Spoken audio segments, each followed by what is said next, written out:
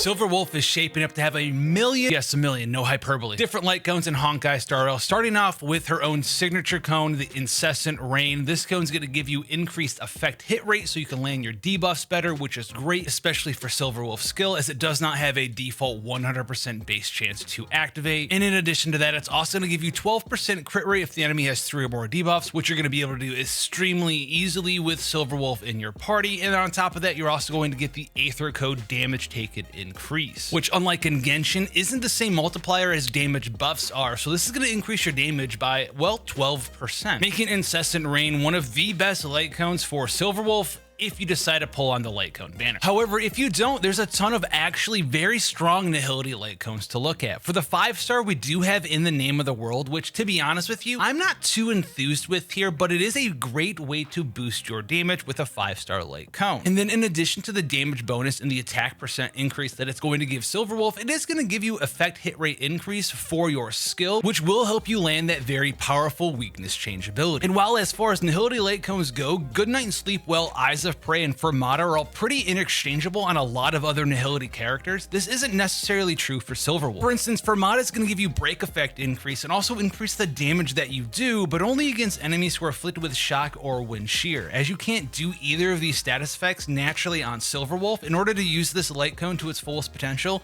you need to be pairing her either up with someone who does shock or wind shear. If you're not, stay away from this light cone. And while Eyes of Prey does give you a very nice amount of effect hit rate increase of 20 all the way up to 40%, it also increases damage over time effects primarily, and Silver Wolf doesn't really do that outside of the Quantum Dot, which could have some potential in a specialized team built around taking as much advantage around the Quantum Dot as possible. But in general, for Silver Wolf, this is just going to be 40% effect hit rate if you have it at max refinement. However, as far as 4-star light cones that increase damage, look no further than Goodnight and Sleep Well. This is going to give you 12% damage increase for every debuff the target has up to 3 times.